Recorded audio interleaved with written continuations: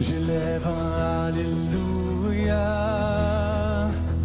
Plus fort que l'incertitude. J'élève un Alléluia. Mon arme est une mélodie. J'élève un Alléluia. Et tout le ciel combat pour moi. Alors je chanterai au cœur de la tempête. Toujours plus fort, je ferai monter mes louanges. Du milieu des cendres, l'espoir se lève.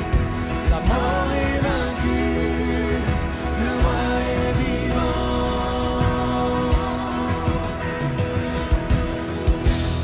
Alléluia, venons devant notre roi, élevé, alléluia. J'élève un alléluia. Mon être entier le chantera. Oui, j'élève, J'élève un alléluia. et les ténèbres disparaîtront. Les ténèbres disparaîtront.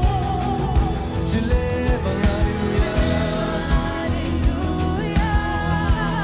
Même quand je marche dans l'inconnu. Marcherai dans l'inconnu. J'élève un alléluia. J'élève un alléluia. Toute peur seront vaincues. Et je chanterai au cœur de la tempête. Toujours plus fort, je ferai monter mes louanges. Du milieu des cendres, l'espoir se lève. La mort est vaincue, le roi est vivant.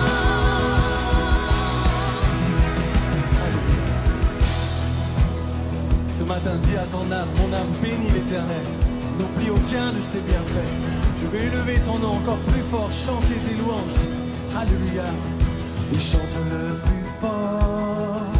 Chante le plus fort. Oui, chante le plus fort. À vous. Chante le plus fort. Chante le plus fort. Chante le plus fort. Chante le plus fort. Chante le plus fort. Chante le plus fort. En présence de tes ennemis. Chante le plus fort. Plus fort que l'incertitude. Chante le plus fort. Mon âme est une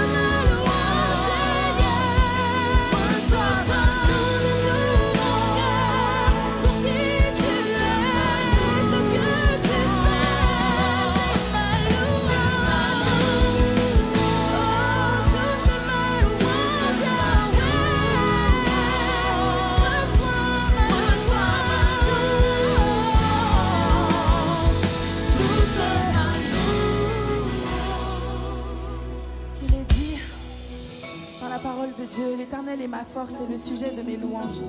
C'est lui qui m'a sauvé. Que ma bouche soit remplie de tes louanges, que chaque jour elle te glorifie. Est-ce qu'il y a quelqu'un qui veut glorifier Dieu ce matin pour qui il est et pour ce qu'il fait? Est-ce qu'il y a quelqu'un qui veut déclarer toute la grandeur et toute la gloire de Dieu dans sa vie et sur toute la terre? Il est tellement bon, il est tellement merveilleux et quoi que tu traverses, il est digne de louange. Et il te dit loue-moi et adore-moi parce que je suis digne. Alors on va déclarer ensemble. Je ne cesserai pas de louer ton précieux nom. Jésus, tous les jours de ma vie, tous les jours de ma vie, je louerai ton précieux nom. Non, je ne cesserai pas de louer ton précieux nom.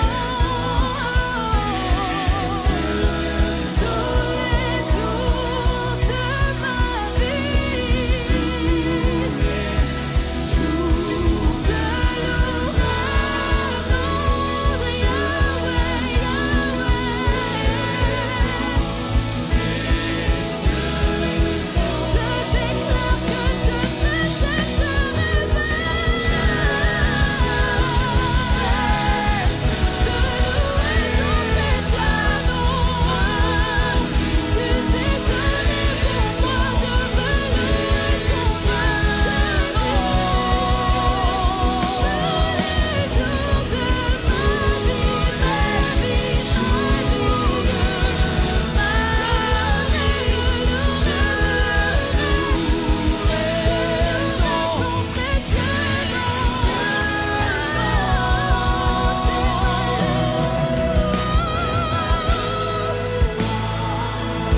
jours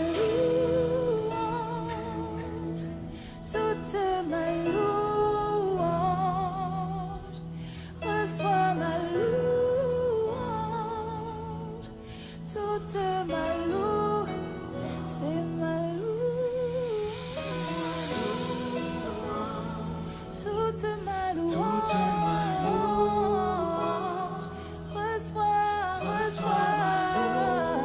je louerai non, je ne cesserai pas.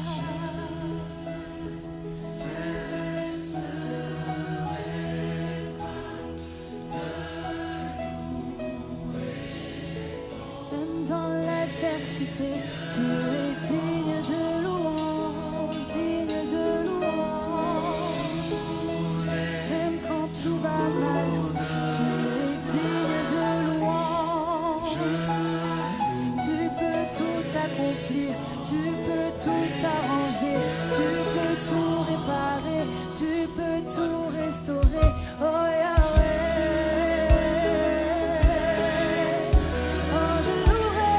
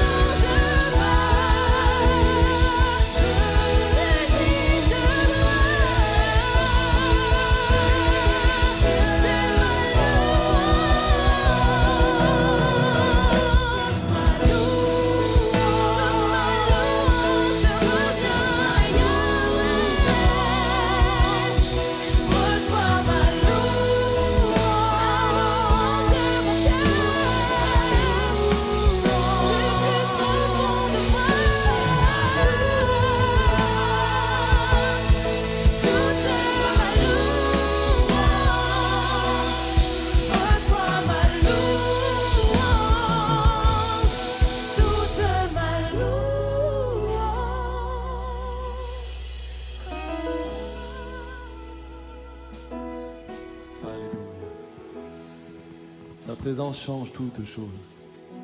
Tout est possible en cet instant. Ne sois pas surpris par l'action de Dieu, car Dieu est un Dieu surprenant.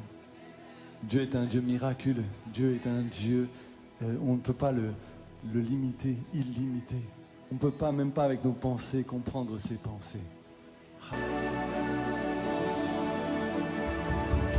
toucher nos vies. Seigneur, viens toucher nos vies. Encore une fois aujourd'hui. Viens toucher nos vies. Encore aujourd'hui. Viens toucher nos vies. Viens toucher nos vies. Viens toucher ma vie. Pour cette occasion, aujourd'hui, on va avoir une thématique qui s'appelle comment d'ailleurs? Non, ne vous inquiétez pas. La perspective qui change tout. La perspective change tout. Tu peux le dire à ton voisin, ta voisine? La perspective change tout. Non, mais dis-lui, vraiment. Ouais. Vous le croyez ou pas? La perspective change tout. C'est quoi la perspective? La perspective, c'est une manière qu'on a de voir les choses. C'est un regard qu'on a sur une situation. C'est un regard bien personnel, en fait. Ok? C'est un regard qui, à nous, il peut des fois être une influence qu'on a sur notre regard. Quelqu'un qui aura amené ça. Des fois, de toute façon, on est tous plus ou moins nés dans des familles avec un poids culturel, un poids historique. Et souvent, on a été contaminé, que ce soit de la bonne ou de la mauvaise manière, sur comment on voit les choses. Vrai ou pas? Hein? On a une manière de regarder qui dépend régulièrement de l'endroit où on est né, de la famille dans laquelle on est né, des gens qu'on a fréquentés. Et c'est le point de vue, c'est ça la perspective. Alors ce message est venu parce que je me suis retrouvé il y a quelques jours dans un temps, j'ai voulu prendre un temps de retraite spirituelle avec Dieu, un temps vraiment tout seul avec lui. J'aime ma famille, j'aime ma femme, j'aime mes enfants, mais ça fait du bien de prendre du temps seul avec Dieu. Ça fait du bien de prendre du temps où on est comme ça. C'est vers la fin de l'année, je me disais, ok, je veux quand même faire un bilan et faire une perspective de ce qui va m'attendre pour 2025. Je veux savoir ce que Dieu veut me dire, si Dieu a quelque chose à me dire, si Dieu veut me faire regarder derrière et me dire, voilà, on va faire un petit bilan. Il y a des choses qui ont été super, d'autres choses qui sont à corriger. Et puis là, en fait, je pars en un temps avec Dieu. Et puis, je ne sais pas si vous avez l'habitude de faire ça, mais j'aime bien prendre un temps d'écoute de Dieu. Ceux qui sont venus les mardis, on avait parlé de ça, de l'écoute, de prendre du temps, parce que Dieu parle, les amis. Dieu parle. Hein? La Bible, elle parle de Jésus comme étant la parole faite chair. Ce serait dommage que la parole soit muette, comprenez? La parole parle. Dieu, depuis le début, il parle. Dieu dit et la chose arrive. Il ordonne, elle existe. Il dit que la lumière soit et la lumière fut. Donc tout commence par la parole quelque part. Tout commence par la parole. Même Jean, l'évangile de Jean, il commence par au commencement était la parole. Et la parole était Dieu. Et la parole était avec Dieu. Et du coup, c'est ce temps-là où on va prendre du temps pour écouter Dieu, c'est primordial, les amis. Qu'on le fasse dans le cadre d'une retraite ou pas, qu'on le fasse dans un moment, on peut le faire chaque jour, au quotidien. On peut prendre du temps et simplement peut-être en ouvrant la Bible, en disant, Seigneur, avant de lire la Bible, moi je dis souvent aux gens, ne lisez pas la Bible, discutez avec la Bible. Discutez avec la Bible. Demandez à Dieu ce qu'il veut vous dire. Quand on la lit, Seigneur, je vais lire quelque chose, je m'attends à ce que tu me parles. Et puis du coup, je m'attendais à ce que Dieu me parle. Et puis je me retrouve avec une pensée qui me vient. Et je vais vous lire en gros ce que ça disait. C'est marqué, Nicolas, je sais la manière dont tu te regardes, le regard que tu as sur toi. Si tu te voyais comme je te vois. C'est des pensées, hein, les amis. Je note quand je crois que Dieu me parle, quand j'ai une pensée dans mon cœur, je n'ai pas de voix audible. Peut-être ça arrivera un jour, mais jusque-là, ce n'est pas arrivé. J'ai pas de voix audible, mais j'ai des pensées qui sont sur mon cœur et qui viennent. J'ai pas réfléchi à ça et puis d'un coup, c'est comme si ça arrive parachuté, venu de nulle part. Et puis cette pensée, elle vient. Donc si tu te voyais comme je te vois, ce qui change, c'est la perspective avec laquelle tu te regardes. La manière dont tu regardes quelque chose peut peut changer la chose elle-même. Quand tu regardes depuis un avion, tout semble petit. Alors quand tu marches au milieu d'une ville et que tu es perdu, tout semble oppressant et insurmontable. Je ne sais pas si ça vous est arrivé de vous retrouver dans une ville que vous ne connaissez pas ou dans la région parisienne. On peut avoir juste la première diapo, celle du titre, s'il te plaît.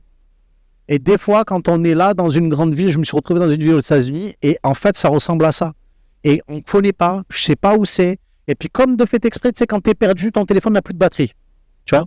Tu regardes, tu as 2%, tu ne sais plus où tu vas. Et puis ça m'est arrivé aussi de me perdre à Marseille. Et j'en parlais ce matin. Il y a des endroits à Marseille où on ne trouve pas trop de gens qui parlent français. Et je me retrouve dans des quartiers de Marseille. C'était mon premier job d'été. J'avais 17 ans. Je demande le chemin. Il est 5h30 du matin. Le chemin à quelqu'un ne parle pas français. Deuxième personne ne parle pas français. Et je me suis retrouvé. En fait, il y a des moments où vraiment, on est perdu quoi. Il n'y a pas de perspective. La seule perspective, c'est je suis perdu, je ne sais pas où je vais. Et puis ça ressemble un peu à ça. Et tu vois, tu as beau lever les yeux, tu n'as pas trop de direction. Alors qu'en fait, quand tu te retrouves dans un avion, ce qui te semble immense, quand tu es dans un point de vue, on peut mettre la deuxième diapo, ça ressemble un peu à ça. Et d'un coup, ce gros truc-là, qui t'impressionnait vraiment, eh ben, c'est un petit point tout au fond, quoi, tu vois. Ou un truc que tu peux même mettre ton doigt, ça va le cacher. Et en fait, la perspective change tout. Tout dépend de là où je suis, tout dépend de comment je regarde les choses, ça change tout. Et j'étais en train d'écouter, puis je me retrouve dans un chalet, et puis c'était un bardage de bois tout autour, là, toute la pièce, c'était des grosses planches en bois qui faisaient les murs, et je suis en train de regarder ça, et le Saint-Esprit continue, et dit, tu vois, tu te regardes au travers de tes pensées, au lieu de te regarder au travers de ce que je dis de toi. Et alors que je suis en train d'écouter ça, je regarde le bardage intérieur du bois, du chalet, et une autre pensée vient, et dit de la manière dont tu détermine ce que tu vas voir. La manière dont tu regardes, détermine ce que tu vas voir. Les lattes de bois qui recouvraient les murs, c'est un arbre auparavant. Et dit, et toi, là où tu vois un arbre, il y a quelqu'un qui voit un chalet. Tu vois, là où tu vois, toi, tu vas marcher comme ça, t'es en forêt, tu regardes, et s'il y a des arbres, c'est un peu lassant, quoi, tu vois. Et puis tu arrives là, et puis finalement, tu as un qui regarde un arbre et dit, ah, ouais, là, je pourrais faire ça dedans, quoi, tu vois. Et c'est vraiment la question de la perspective. Parce que c'est le même objet, c'est la même ville, c'est la même situation, c'est la même année. Regardez, juste faisons un petit bilan, juste quelques minutes. On est en fin 2024, dans quelques jours, c'est la fin 2024. Si tu te tournes et que tu regardes depuis le 1er janvier 2024, c'est quoi le bilan de ton année? C'est quoi la perspective que tu as sur ton année 2024? Je peux te dire que si on prenait 5 personnes après au hasard dans cette pièce-là, on aurait 5 perspectives différentes. On aura peut-être quelqu'un qui a perdu quelqu'un qui a trouvé un job, quelqu'un qui s'est fait baptiser, quelqu'un ça fait 50 ans qu'il est à Dieu et il s'est demandé s'il allait continuer à venir à l'église. Quelqu'un qui est là, qui attend de se marier, quelqu'un qui est là, qui a eu son 3e enfant et c'est un enfant surprise. En fait, le truc, c'est que tu peux regarder, quel que soit ce que tu as vécu cette année, tu as une perspective sur cette année, mais en fait, c'est une perspective qui est bien à toi. Mais je crois que Dieu veut nous amener quelque chose d'autre que notre perspective qui est bien à nous, et il veut nous amener la sienne. Ok? Quand on lit dans le livre des Proverbes, écoutez ça, Proverbes chapitre 3, verset 5 à 6, c'est marqué « Fie-toi à l'Éternel de tout ton cœur, confie-toi à l'Éternel de tout ton cœur, ne t'appuie pas sur ta propre sagesse, reconnais-le dans toutes tes voies et il aplanira tes sentiers. » Reconnais Dieu dans toutes tes voies. En fait, ce que Dieu est en train de te dire au travers du sage, il est en train de te dire, dans ta perspective, il faut que tu trouves Dieu quelque part. Il faut que tu reconnaisses qu'il y a Dieu quelque part. Plein de gens regardent la vie, ils n'ont rien devant. Pas de certitude, pas d'assurance, pas de Dieu, pas de secours, juste du désespoir, des questionnements et de l'angoisse. Et puis il y en a, tout est bien. Sauf que dans leur perspective, ils ne voient même pas ce qui va se passer demain. Ils ne savent pas qu'ils vont terminer le soir à la fin de l'année. Mais la Bible a dit un truc, elle a dit dans ta perspective, assure-toi que Dieu se trouve devant. Assure-toi que Dieu est dans ton champ de vision. Parce que si tu le reconnais dans toutes tes voies, si tu reconnais que Dieu ne te laisse pas, si tu reconnais que Dieu, quand il a dit « je suis avec toi tous les jours jusqu'à la fin du monde », il est là, alors tu verras que ça va aplanir tes sentiers. Il y a un autre verset aussi qui dit ça, on a chanté, hein, « Je ne mourrai pas, je louerai l'Éternel. Je ne mourrai pas, je louerai l'Éternel. » Tu sais combien de gens qui ont chanté ça sont déjà morts? mais ils sont au ciel. Et ils disent, je ne suis pas mort, je loue l'Éternel. Pourquoi? Parce que leur perspective, c'est pas juste une perspective pour ici-bas. C'est une perspective pour l'éternité. Et je crois que ça change. Moi, ma perspective, c'était le bord d'une fenêtre. Il y a plus de 20 ans, j'étais là sur le bord d'une fenêtre en train de vouloir m'ôter la vie. Et si Dieu ne s'était pas trouvé là, si j'avais pas entendu Dieu dans mon enfance, si j'avais pas entendu parler de l'enfer, de tout ça, les amis, j'aurais basculé. Parce que Dieu n'était pas dans ma perspective. Mais en fait, mes parents, ils se sont débrouillés pour qu'à un moment donné, Jésus prenne de la place dans ma perspective. Et je peux t'assurer d'une chose, c'est que si Jésus n'était pas dans ma perspective, je ne serais pas là en train de te parler aujourd'hui. Et aujourd'hui, alors que j'avais envie de mourir il y a plus de 20 ans, aujourd'hui, je peux te chanter, je ne mourrai pas. Je louerai l'Éternel. Je louerai l'Éternel. Parce que ma perspective, ce n'est pas juste une perspective pour ici, c'est une perspective pour là-haut. Ma perspective, ce n'est pas d'avoir peur de la mort ou de chercher la mort. Ma perspective, c'est d'avoir trouvé la vie et d'avoir la vie éternelle. Si ce n'est pas ton cas, voilà. Ok? On est bon? Ça va? Si ce n'est pas ton cas, viens, on va discuter à la fin de la réunion. Et en fait, comme je disais, on peut se tourner les uns les autres derrière pour regarder en 2024 quelle est notre perspective sur cette année, peut-être même devant, quelle est notre perspective pour 2025. C'est quoi ta perspective économique? C'est quoi ta perspective sentimentale? C'est quoi ta perspective spirituelle? C'est quoi? C'est quoi? Est-ce que tu as réfléchi à ce que tu veux pour 2025? Est-ce que tu as une perspective pour 2025? Ou c'est juste une routine où tu laisses les choses se dérouler? Et je disais qu'on peut être dans la même situation, mais vivre la chose différemment. Tout dépend de la perspective qu'on a. On peut être dans une situation qui est la même qu'une autre personne et vivre la chose différemment. Tu vois là, tu peux être là, par exemple, dans ce rendez-vous-là, entendre des choses, il y en a, ça va les irriter, quoi, tu vois. Ça va les irriter parce qu'en fait, c'est en train de leur parler de choses qui ont besoin d'être réglées. Et il y en a, ça va les encourager. Parce qu'en fait, ils ont déjà réfléchi à ce qui est en train d'être dit, et puis finalement, ils vont se retrouver en train, comme si c'était un double clic, quoi, tu vois. Ils ont déjà cliqué sur ça, ils ont déjà réfléchi à ça, ils ont déjà eu dans un temps de prière avec Dieu quelque chose qui leur parle de ça, et puis d'un coup, ils entendent un gars, il ne sait pas d'où il sort, mais en fait, il est en train de dire, waouh, mais c'est ce que je réfléchissais cette semaine. Et là, ta perspective, elle n'est pas pareille. Pourquoi? Parce que tu es en relation avec un Dieu qui continue de te parler. Et peut-être il y a des situations où tu as voulu tourner le dos à Dieu et tu te retrouves dans le même endroit et pas du tout la même perspective. Et je voudrais vous parler d'un épisode qui se trouve dans l'Ancien Testament, dans le livre des Nombres. Et c'est, peut-être vous connaissez ce passage où il y a 12 espions qui sont envoyés dans le pays de Canaan. Vous connaissez un peu cette histoire? Où je vais en faire un court débrief. Vous savez que le peuple d'Israël, à un moment donné, a été pendant 400 ans en esclavage en Égypte. Et il y a un homme qui est appelé Moïse et qui va les faire sortir d'Égypte et qui va les amener là où Dieu leur avait fait une promesse. Il leur avait dit, je vais vous faire entrer dans un pays où coule le lait et le miel. Un pays, en fait, où il y a de la richesse, de l'abondance, où coule le lait. En fait, ce qu'il était en train de dire, c'est qu'il y aura tellement de bêtes, comme des vaches, des choses comme ça, qui donnent du lait, que ça va te donner l'impression que ça coule. Et le miel, c'est un peu la même chose. C'est les abeilles vont chercher du pollen sur toutes sortes de plantes et ils vont amener la pollinisation et puis il va y avoir du miel grâce à ça. En fait, c'est un pays où Dieu est en train de leur dire, les amis, il va y avoir tout ce dont vous avez besoin. Tout ce dont vous avez besoin. Que ce soit dans la végétation, que ce soit dans la viande, il y en aura pour les véganes et pour les pas véganes. Ok? Donc il est en train de leur dire ça. En train de leur dire, mais je vais vous donner un pays comme ça. Et à un moment donné, Dieu va, à l'entrée de ce pays, il ne va pas les laisser entrer tout d'un coup comme ça. Il va dire à Moïse, vas-y Moïse, choisis 12 gars, parce qu'il y avait 12 tribus, un par tribu, un chef de chaque tribu, et tu vas les envoyer pour 40 jours, ils vont être en mode espion, et ils vont regarder le pays, comment c'est dedans. Ils vont regarder le pays, et ils vont venir te dire si oui ou non, c'est un pays où coule le lait et le miel. Et ils arrivent, ils envoient 12 espions. Je pensais à ça ce matin, j'étais en train de me dire, mais 12 espions, un de chaque famille, pour aller regarder. C'est comme si Dieu disait, et je veux vraiment que vous ayez toutes les perspectives, en fait.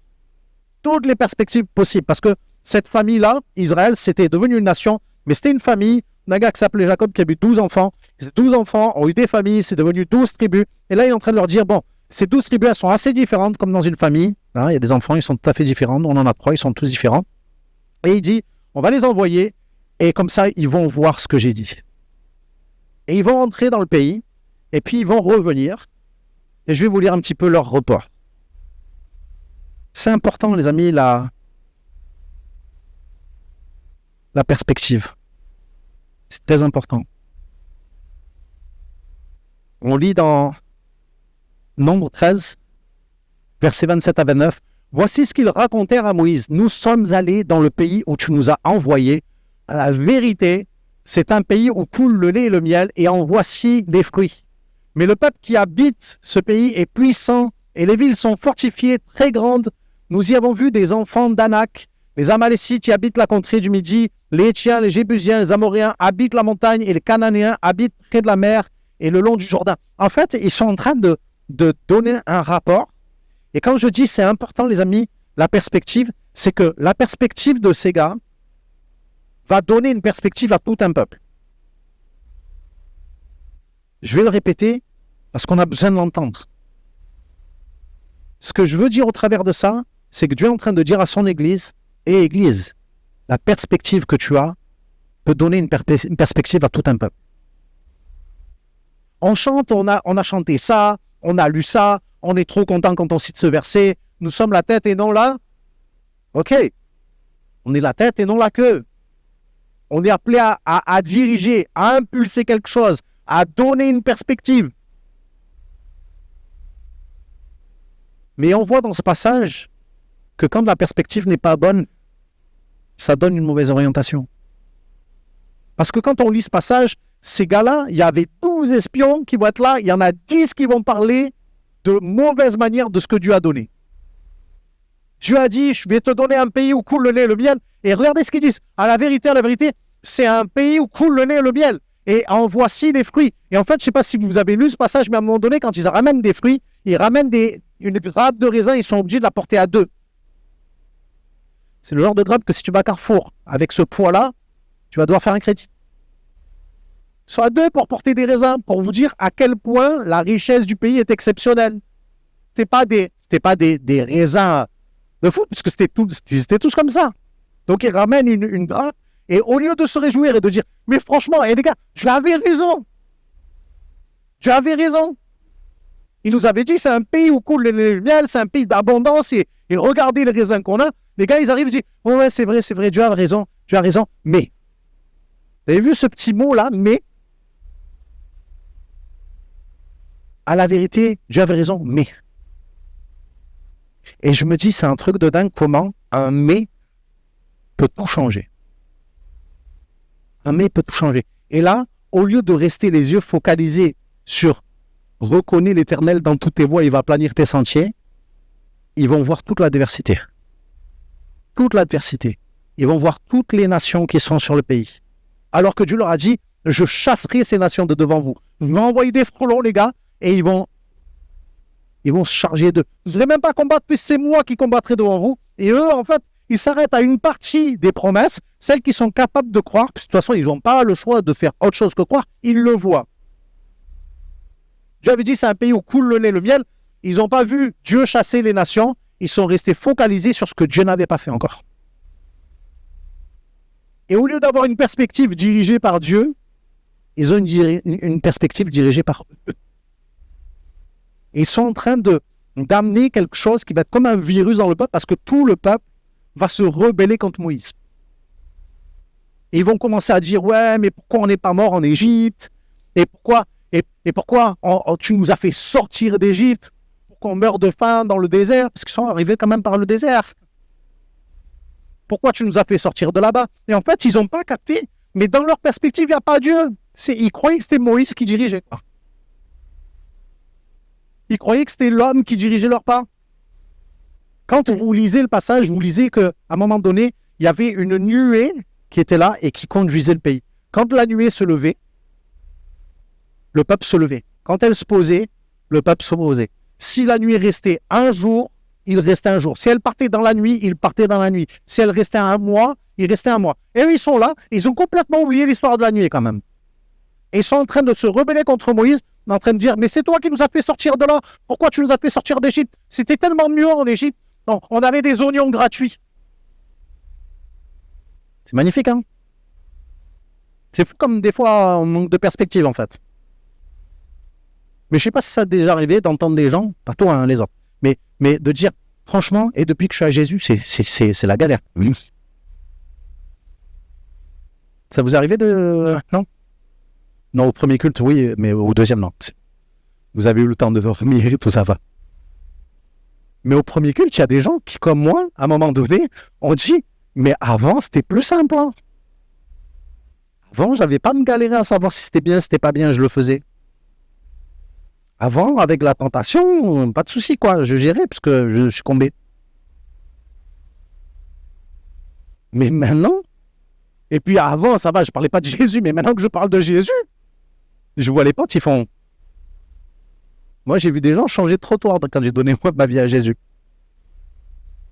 C'était mieux avant quand on fumait le joint ensemble, mais en fait, c'était pas vraiment mieux. Tu vois, et eux, ils étaient en train de dire c'était mieux en Égypte, on avait des oignons gratuits. Ouais, t'avais des coups de bâton gratuits aussi. Et t'avais des coups de fouet gratuits. C'est drôle comme dans ta perspective, il y a des choses qui disparaissent. Qui disparaissent. Et en gros, si tu veux, ils étaient là. Et le pire, c'est qu'ils ne se rendaient pas compte que leur perspective, elle était en train de polluer les autres. Et au milieu de tout ça, tu as deux gars, deux tarés, deux fous. Ils disent, non mais les gars, on y va les démonter, t'inquiète. Dieu est avec nous. On va monter, on va être vainqueurs, quoi. Dieu nous a promis le pays, il nous a dit qu'il allait chasser ces nations de devant nous, mais on va prendre le pays. Et l'autre, il dit, mais non, on ne peut pas, ils sont grands, il y a des géants. Et l'autre, il dit, des géants de quoi? Des géants de quoi? Et en gros, si tu veux, c'est important d'avoir une perspective parce que, si tu veux, ta perspective peut devenir la perspective de quelqu'un. C'est tellement important que même quand c'est dans le négatif, ça marche. Et je veux te dire aussi quelque chose, c'est que si tu n'as pas de perspective, il y en a un qui aura une pour toi. Il y en a un qui en a une pour toi. Je le disais tout à l'heure, il disait, on était, c'est des géants. Et je ne lis pas le passage, mais on peut le retrouver dans Nombre 13 ou 14. Il dit, on était à leurs yeux et aux nôtres comme des sauterelles. C'est-à-dire qu'ils te voyaient, ils disaient, oh. Voilà. Et on était à leurs yeux et à nos yeux. Vous voyez pas qu'il y a un virus là-dedans, en fait? Si tu es aux yeux de quelqu'un quelque chose, c'est déjà quelque chose. Mais si en plus, sa perspective devient la tienne et que tes yeux, tu te mets à te voir comme eux te voient, il y a un gros problème. Et je peux te dire quelque chose, c'est que si c'est le cas, tu t'es éloigné de la perspective de Dieu pour toi. Et je vous redis ce que Dieu me disait, Nicolas, si tu te voyais comme je te vois, je vais vous montrer comment Dieu nous voit. On peut mettre la petite vidéo, s'il te plaît?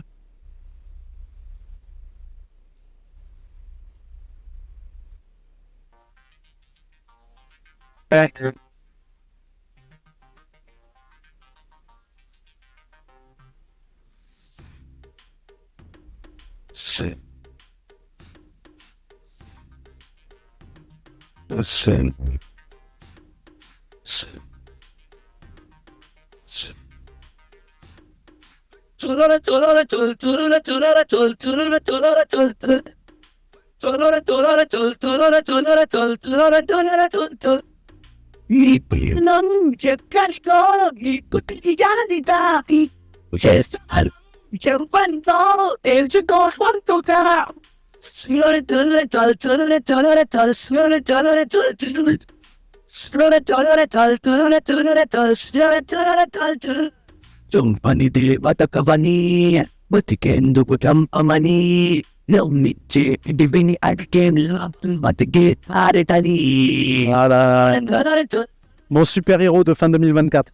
Franchement, il mérite pas des applaudissements, ce petit chef-là, quand même. et je me dis, mais elle avait une perspective, les gars. Et il n'y a personne qui a pu la faire dégager de sa perspective. Qui a pu la faire se détourner de sa perspective. Et je me dis, mais tu vois, c'est important d'avoir une perspective parce que, comme je l'ai dit, si tu n'as pas, toi, la perspective, c'est quelqu'un d'autre qui l'aura pour toi. Et je peux te dire, même d'ici, on peut te dire plein de choses, mais il faut que tu suives la perspective de Dieu. Parce qu'on peut parler globalement à l'église, mais Dieu peut te parler peut-être individuellement. Et tu as besoin de recevoir cette perspective de Dieu pour marcher dans la perspective de Dieu. Caleb et Josué n'ont pas fait comme les 10 autres. Les 10 autres, ils ont perdu la perspective de Dieu. Pourtant, Dieu leur montrait sous leurs yeux sa fidélité. Mais ils ont décidé de se détourner parce qu'ils ont choisi une autre perspective que celle de Dieu. Alors que Caleb et Josué, ces deux autres-là, ils ont dit, ah non, non, c'était 2 chèvres, les gars. 2 chèvres, ils ont dit, ah non, non, mais nous, vache, pas vache, bute tout ce que tu veux, on y va. On y va. Mais d'où ça vient cette force pour avoir une perspective? D'où vient cette perspective? Et je crois que la perspective des 10 gars, c'est simple, elle leur venait de ce qu'ils voyaient. Et j'ai envie de te dire, est-ce que ta perspective te vient de ce que tu vois? Est-ce que c'est ce que tu vois qui détermine là où tu vas aller? Et je ne parle pas de voir dans l'esprit, hein, mais je parle de voir physiquement. Paul, il va dire quelque chose, il va dire, nous ne marchons non par la vue, mais par la foi. Notre perspective, elle n'est pas en fonction de ce qu'on voit. David, devant Goliath, sa perspective, elle n'était pas en fonction de ce qu'il voyait, elle était en fonction de quelque chose qu'il y avait à l'intérieur. David s'est retrouvé un peu comme cette chèvre avec ce bœuf-là. En train de dire, mais je peux te voir gros, mon ami. Quelqu'un qui disait, mais David, il a vu en Goliath un objectif tellement gros qu'il ne pouvait pas le louper. Il dit, si tu avais été petit, peut-être, voilà, j'aurais douté, mais là, tu es tellement gros, je vais te tirer une pierre dans la tête, c'est bon, c'est parti. Et je pense qu'on a besoin de réaliser qu'on a besoin d'une vraie source pour notre perspective. On a besoin d'une vraie source pour devenir notre perspective. Et il y a la source de la foi, tout simplement, ou la source de l'incrédulité. Et la source de la foi, elle donne une perspective. La source de l'incrédulité, elle donne une autre perspective. Et je sais que je parle à des chrétiens, les amis. Mais la Bible dit quand même qu'on allait faire les choses que Jésus a faites et qu'on en ferait de plus grandes. Et Jésus a ressuscité des morts. Et aujourd'hui, oui, on croit intellectuellement. Mais des fois, on croit ce qu'on voit. Moi, je me suis fait pour défi, les amis, de prier pour tous les malades que je vais trouver. Et de voir plus de guérison cette année que les années précédentes. Parce que je crois une chose, je crois que Jésus est le même, hier, aujourd'hui, éternellement. Je crois que ce que Dieu dit, c'est ce qui va s'accomplir. Je crois que ce que Dieu a promis, c'est ce qui va arriver. Et c'est ça ma perspective. Et je crois que Caleb et Josué étaient animés de cet esprit-là. D'ailleurs, c'est ce que Dieu va dire. Je vais vous lire le passage où Dieu parle de Caleb. Si ça veut bien, la technique. Écoutez ce que Dieu dit. L'Éternel dit, je pardonne comme tu l'as demandé. Parce qu'en fait, Dieu a dit à Moïse, mais ce peuple, il s'est rebellé contre moi, il s'est rebellé contre ma parole. À quel moment ils vont m'honorer? Je leur ai fait voir ma gloire, j'ai envoyé les Égyptiens d'Égypte, je leur ai donné la manne, je leur ai donné l'écaille, j'ai fait couler l'eau du rocher. Je ne sais pas si vous vous rendez compte, mais cette histoire de nuée, c'était un truc de dingue quand même. Le jour, ils avaient un gros nuage. Vous devez être de la région parisienne peut-être. Et le soir, ils avaient une colonne de feu dans le désert. Climatiquement parlant, ça a du sens en fait. Hein. Parce que le soleil te brûle le jour. Dieu dit, je vais te mettre un nuage, je vais t'abriter.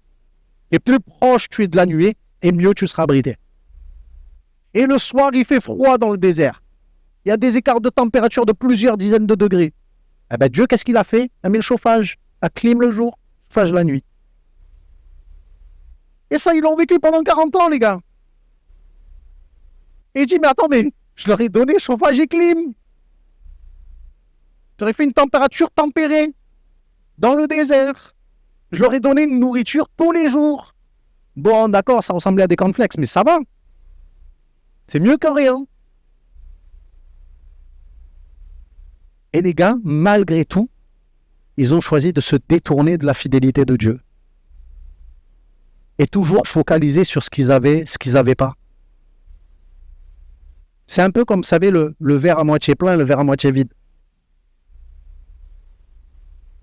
C'est la même quantité d'eau pour certains et la même quantité d'eau pour les autres. Sauf qu'il y en a qui vont regarder ce qu'ils n'ont pas et il y en a qui vont bénir Dieu pour ce qu'ils ont. Vous savez que Paul a dit quelque chose, hein? Il a dit, j'ai appris à être heureux dans l'état dans lequel je me trouvais, dans l'abondance, je me suis réjoui.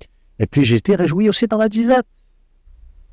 J'ai appris à me réjouir de l'état dans lequel j'étais. J'ai appris que ce que je voyais ne détermine pas ma perspective. Mais par contre, j'ai appris que ma perspective détermine la manière dont je vois ce que j'ai. On est quand même dans un pays où les gens, ils aiment pas trop se plaindre. Je ne sais pas si vous avez remarqué, en France, ça va. Pas trop râleurs. Même ceux qui arrivent d'ailleurs, ils deviennent. Et du coup, mais Dieu dit non, mais moi je veux que tu aies une perspective qui va parler aux gens, qui va faire changer le cœur des gens. Parce que je ne sais pas quel est l'avenir économique de la France en 2025, les amis. Mais je crois qu'on aura besoin peut-être d'apprendre à se réjouir. Et on aura besoin de se réjouir de la fidélité de Dieu. On aura besoin d'avoir une perspective où on dit Seigneur, aujourd'hui, je des cornflakes. C'est pas grave, demain j'aurai du bœuf. Une bonne côte de bœuf, bon c'était vegan, une bonne salade. Et tu vois, il y a un truc, c'est que d'où venait cette force? Je crois qu'il y avait quelque chose de la même manière qu'on a vu cette chèvre. Moi, je la kiffe, cette chèvre. Cette chèvre-là, elle doit avoir une force à l'intérieur, les amis. Mais cette force-là, tu en as une grande encore.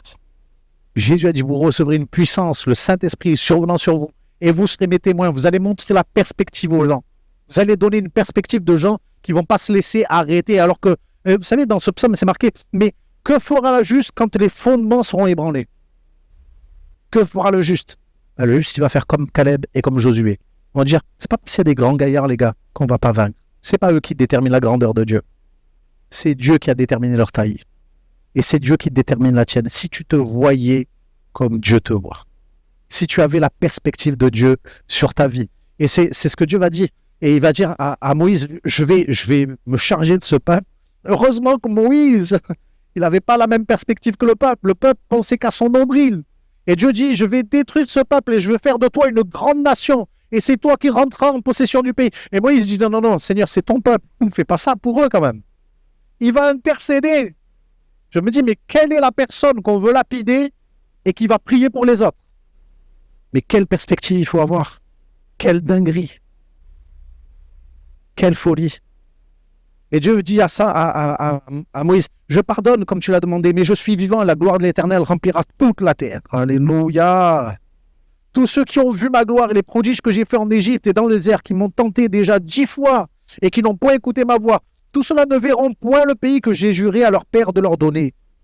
Tous ceux qui m'ont méprisé ne le verront point. Écoutez ça. Et parce que mon serviteur Caleb a été animé d'un autre esprit et qu'il a pleinement suivi ma voix, je le ferai entrer dans le pays où il est allé. Et ses descendants le posséderont parce qu'il a été animé d'un autre esprit. D'où te vient ta perspective de l'Esprit de Dieu, les amis? Simple. De la parole de Dieu, de l'Esprit de Dieu. Des fois, on est perdu, on ne sait pas trop où on va. On a même des crises de foi. Mais c'est parce qu'on a besoin de nourriture, les amis. Normal. Tu fais de l'anémie, tu as besoin de fer. La vitamine D, on a besoin de soleil. Bon, maintenant, on nous dit qu'il faut manger des carottes, mais c'est mieux le soleil. Hein. Et en gros, Dieu est en train de te dire, hey, je peux nourrir ta perspective. Je peux nourrir ta perspective. Je peux donner de la force à ta perspective. Je peux te rendre têtu comme Josué, comme Caleb, pour que tu prennes possession du pays. Parce qu'en fait, des fois, on n'obtient pas, les amis d'une, parce qu'on ne demande pas. On n'obtient pas parce qu'on demande mal. Et on n'obtient pas parce qu'on ne croit pas quand on demande. Ben, Caleb, il n'avait aucun de ces virus-là. Il demandait bien, et il demandait avec la foi. Et vous savez quoi? Il a reçu. Seigneur, aide-nous en cette année 2025 à avoir une perspective qu'on va nourrir de la bonne manière. On va laisser ton esprit nous conduire. Je peux vous dire qu'il n'y a pas de problème de projet pour Dieu. Il a dit, je connais les projets que j'ai formés pour toi, des projets de bonheur et non de malheur, afin de te donner un avenir et de l'espérance. Et je crois que si on nourrit cette foi-là, même le prophète qui était là, Jérémie, qui disait, oui, quand je pense à l'absinthe, au poison, quand je pense au mauvais jour, il dit, je veux repasser une chose sur mon cœur. C'est que les bontés de l'Éternel ne sont pas épuisées, elles ne sont pas arrivées à leur terme. Tu sais quoi? Ça donne dans la perspective, ça.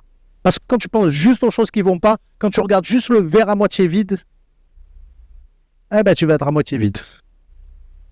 En tout cas, j'aimerais bien être à moitié plein quand même. À moitié plein comme ces gars-là. Et je crois qu'il y a vraiment quelque chose. Vous savez, les uns ont nourri leur perspective d'amertume, d'incrédulité, et ils ont dû retourner dans le désert pendant 40 ans. Et les autres ont nourri leur perspective de foi et de fidélité. Et même s'ils ont eu 40 ans de galère, les amis, ils sont devenus propriétaires en feu. On va aller au point 3. C'est bon? Ça va, vous me suivez? La digestion se passe bien ou c'est comment?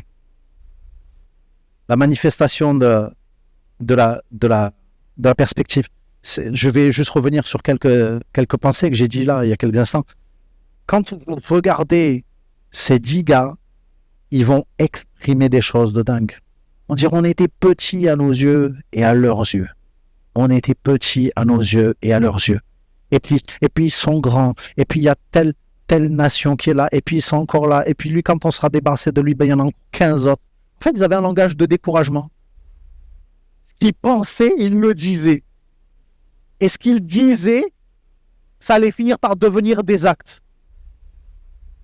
Et ça allait finir par devenir un mode de vie. Ils vont mourir dedans, quoi. Ils vont mourir avec un manque de perspective. Ils vont mourir avec une perspective d'incrédulité. Mais en fait, il y a autre chose, c'est que les autres, c'était les mêmes symptômes, mais en positif. Leur foi, ils l'exprimaient. Leur foi s'est transformée en œuvre de la foi. Et leurs œuvres de foi sont transformées en vie de foi. Et quand tu regardes ça, les amis, je sais quelle perspective je crois que tu veux et je crois que je veux. Cette année, Seigneur, tu nous as pas dit qu'il n'allait pas avoir de galères. En 2024, on a eu des galères comme tout le monde. Mais on est là. Et vous êtes. Et si vous êtes là, je crois que c'est parce que vous avez une perspective, vous voulez maintenir un cap de foi. Ou vous voulez croire que ce que Dieu vous a promis, qui n'est pas encore arrivé, ça va arriver.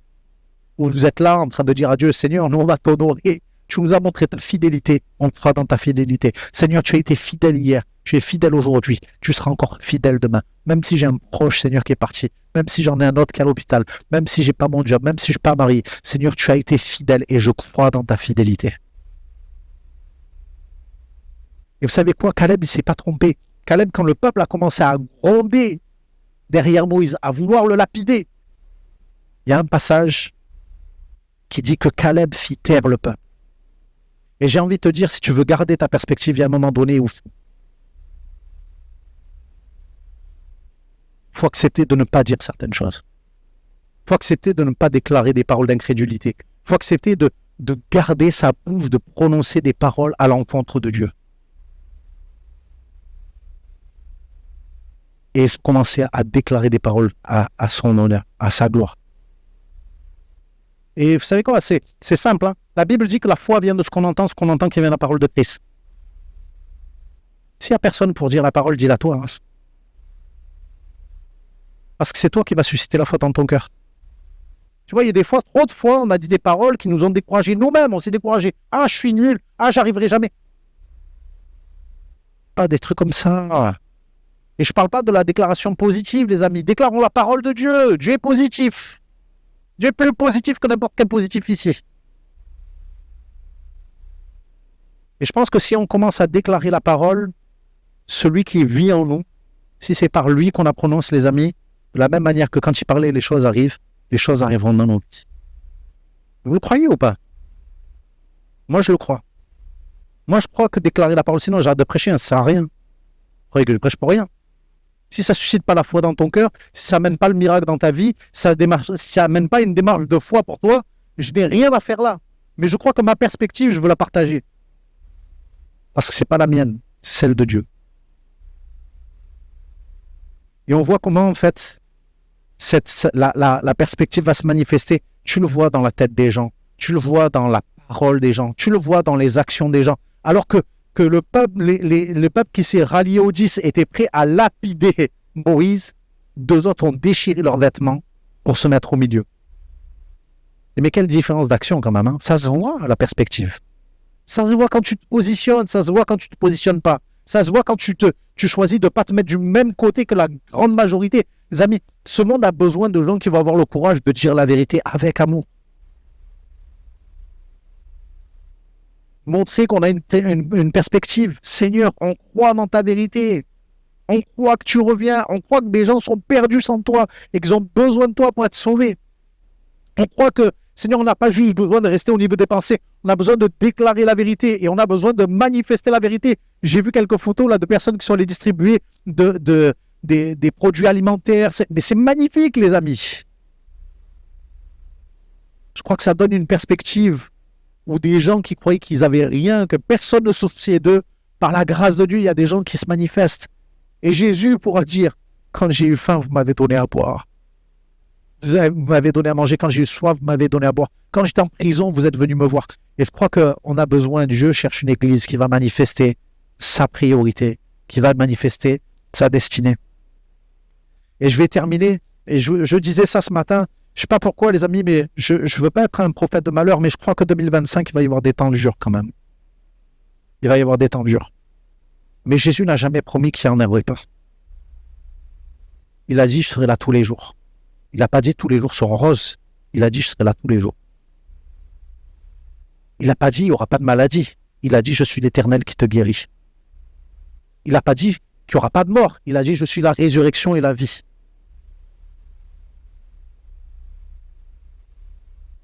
Il n'a pas dit qu'il y aura des moments où tu ne te sentiras pas seul. Il a dit, moi, je serai là. Et il y a des moments où on croit que la perspective de Dieu pour notre vie, c'est notre perspective pour notre vie. On croit que Jésus est allé voir Pierre et dit, hey, Pierre, tu es un pécheur, je ferai de toi un patron pécheur, tu vas avoir de la balle, t'inquiète. Tu vas avoir une entreprise florissante, tu es pécheur, tu vas être super pécheur. Non, Jésus n'a pas eu cette perspective pour Pierre. Il a dit, Pierre, un pécheur, je ferai de toi un pécheur d'hommes. Tu as une perspective terrestre, je te donne une perspective céleste. Tu as une perspective égoïste pour toi, je te donne une perspective pour les autres.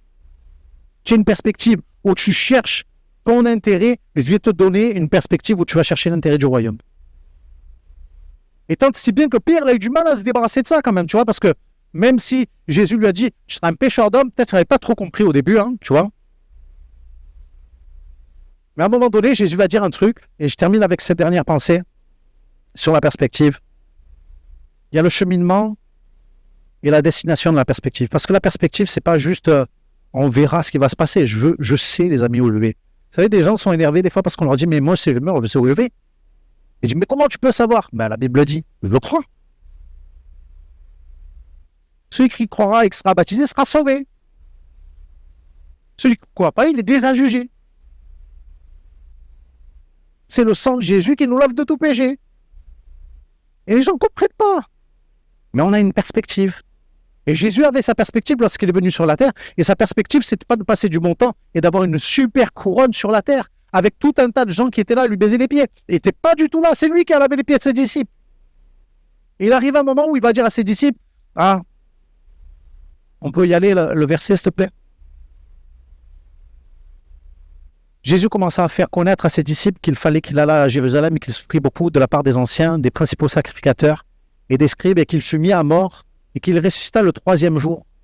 Pierre, l'ayant pris à part, se mit à le reprendre et dit, « À Dieu ne plaise, Seigneur, cela ne t'arrivera pas. » Ah ouais, il est chaud, Pierre. « À Dieu ne plaise, ça ne t'arrivera pas. Que ça plaise à Dieu ou pas, moi, ma perspective, tu ne meurs pas, ok? Moi, je tiens trop à toi. Moi, je suis un bon petit soldat. Sortir mon épée, je coupe l'oreille de Malchus, t'inquiète. » Jésus lui dit, mais attends, mais regarde-moi, Satan. Ta perspective, elle est du diable. Tu crois quoi? À un moment donné, c'est soit sa perspective, soit ta perspective. Et Jésus n'a pas dit, je suis le raccourci. Il a dit, je suis le chemin. Le peuple, en partant d'Égypte, ils auraient pu prendre le raccourci par le pays des Philistins. Mais la Bible dit que Dieu n'a pas fait ça. Parce que s'ils avaient fait ça, ils étaient perdus, les gars. Ils n'étaient pas prêts au combat. Ils n'étaient pas prêts déjà. Ils ont montré que quand il n'y avait pas d'armée, ils étaient en train de se flinguer les uns les autres, quoi. Alors, Dieu les a fait passer par le désert, que ça travaille là-dedans, Et Jésus a dit, je suis le chemin. Il n'a pas dit, je suis le raccourci. Il nous a montré le chemin qu'il a traversé. Il nous a montré qu'il a accepté de souffrir, toi et pour moi. Qu'il a accepté de renoncer à sa gloire céleste pour que nous, on puisse y avoir accès. Qu'il a accepté de souffrir pour qu'on soit guéri. Et Pierre est en train de dire, ah non, ça ne va pas arriver. En fait, il dit, mais tu ne sais pas, en fait, Pierre, ce que tu es en train de dire. Ma perspective, tu ne la comprends pas toujours, mais tu as besoin de la suivre. Et il y a un cheminement, les amis, et comme je disais, 2025, je ne sais pas à quoi ça va ressembler, mais je voudrais dire à tous ceux qui vont traverser des moments durs cette année, Jésus, c'est le chemin, c'est pas le raccourci. Et dans ce chemin, tu vas vivre sa fidélité. Et dans ce chemin, tu vas vivre sa provision. Et dans ce chemin, tu vas voir la manne. Même si tu auras envie de manger autre chose, tu auras quand même quelque chose à manger. Et dans ce chemin, tu vas voir qu'il va te rappeler qu'il est plus gros que tous les géants de ta vie. Et dans ce chemin, tu vas voir que le pays qu'il t'a promis, c'est le pays qu'il te promet. Et on va arriver à destination, les amis. Moi, ma destination, mon cheminement, cette année, Seigneur, je vais être plus proche de toi. Je vais être plus proche de ta vision, Seigneur. Je vais être plus proche de ce que tu veux pour ma vie. J'ai besoin, Seigneur, de ta perspective dans ma vie. Peut-être on pourrait prendre un temps à prier, les amis. Et je sais une chose, c'est que ce peuple-là, qui a critiqué le verre à moitié vide, s'ils avaient regardé le verre à moitié plein, ils auraient vu tout ce que je vous ai dit au sujet de la nuée, au sujet de la manne, au sujet des cailles, au sujet de l'eau, au sujet de la propriété. Mais ceux qui ont suivi cette perspective, ils ont vu que ce que Dieu promet, il est capable de l'accorder. Et je veux juste te dire quelque chose. Dieu, dans sa perspective, il va se montrer fidèle. Il cherche des hommes et des femmes qui vont être comme lui. Des jeunes gars, des jeunes filles qui vont être comme lui. Ils vont dire, Seigneur, cette année 2025, je veux t'avoir dans mon champ de vision. Je veux me rapprocher de toi. Je veux aller dans ta direction. Je veux marcher dans ta perspective. Et à la fin de 2025, on sera plus seul. Ou dans un plus grand endroit à louer la grâce de Dieu et sa bonté, avec peut-être des dizaines, des centaines d'autres qui vont se rajouter. Est-ce que vous voulez qu'on loue Dieu pour sa fidélité? Loue Dieu pour sa fidélité en 2024. Mais Seigneur, on veut lever la voix, Seigneur, et te louer. Seigneur, pour ta fidélité en 2025, Seigneur. Seigneur, on sait que tu es le même hier, aujourd'hui, éternellement. Seigneur, ce que tu as fait avec ce peuple dans le désert, Seigneur, tu es capable de le faire encore aujourd'hui. Seigneur, peut-être il y a quelqu'un qui est en train de passer un désert, Seigneur, mais aujourd'hui, je crois que tu as voulu lui dire, ma perspective, c'est pas que tu meurs dans le désert. Ma perspective, c'est pas que tu vois l'adversaire plus fort que toi. Ma perspective, c'est pas que tu vois la maladie plus fort que toi. Ma perspective, c'est pas que tu meurs dans cet endroit, mais comme tu l'as chanté, je ne mourrai pas, je raconterai les œuvres glorieuses de Dieu. Amen. Est-ce qu'on peut juste prendre un temps, les amis? Je voudrais vraiment que de tout notre cœur, on puisse élever nos voix. Et j'imagine tout ce peuple qui s'est joint à la voix du plus grand nombre pour lapider, pour demander la mort de Moïse. Mais il y avait deux gars qui étaient là et en train de dire « Ah non !» Et je crois qu'ils ont dû crier plus fort que le reste. Ils ont dû élever la voix plus fort que le reste. Ils ont dû avoir plus de courage que le reste. Ils ont dû avoir vraiment un attachement à la foi, à la promesse de Dieu, plus fort que le reste. Alors, si tu veux être dans ce lot-là, je t'invite à te lever et peut-être à remercier Dieu, à le louer. Je veux prier aussi. Peut-être qu'il y a besoin de guérison dans ce lieu. Il y a besoin de salut. Si tu n'as pas donné ta vie à Jésus, vraiment, fais-le. Fais-le. Qu'est-ce que tu attends? Qu'est-ce que tu attends? Est-ce que tu as compris que Jésus t'aime? Jésus a dit à Pierre, arrière de moi, Satan. Ma perspective, c'est de mourir pour toi. Ma perspective, c'est de mourir pour ceux qui ne te connaissent pas. Ma perspective, c'est de faire ce que toi, tu mériterais, la mort. Et de t'accorder ce que tu ne mérites pas, le pardon. Alléluia, Jésus. Papa, je veux te remercier, Seigneur, pour cette église, Seigneur, pour l'église en action. Je te remercie pour tous mes frères et sœurs, Seigneur, qui sont là. Seigneur, et dans le nom de Jésus, Seigneur, de la même manière, Seigneur, que tu as manifesté ta fidélité, de la même manière que tu as manifesté ta gloire dans le désert, Seigneur, que dans cette perspective, on te voit agir. Seigneur, on appelle les guérisons dans le nom de Jésus. Seigneur, ceux qui n'ont pas encore donné leur vie à Jésus, Seigneur, je t'invite, Seigneur, à parler à leur cœur, Seigneur, qu'ils puissent se donner à toi aujourd'hui, simplement te recevoir comme sauveur et comme Seigneur de leur vie. Seigneur, qu'ils puissent recevoir le pardon de leurs péchés, Seigneur, l'assurance de leur salut dans le nom de Jésus. Et Seigneur, pour chacun de nous, Seigneur, on vient, Seigneur, on te dit, Seigneur, on veut une foi qui vient de toi. Seigneur, celle dont tu as équipé Caleb. On veut un esprit, Seigneur, que tu as déposé en Caleb. Seigneur, qu'on puisse appeler, Seigneur, un changement de perspective autour de nous, dans nos familles, Seigneur, dans nos amis, au travail, Seigneur, à l'école, au lycée, à la fac. Alléluia. Alléluia.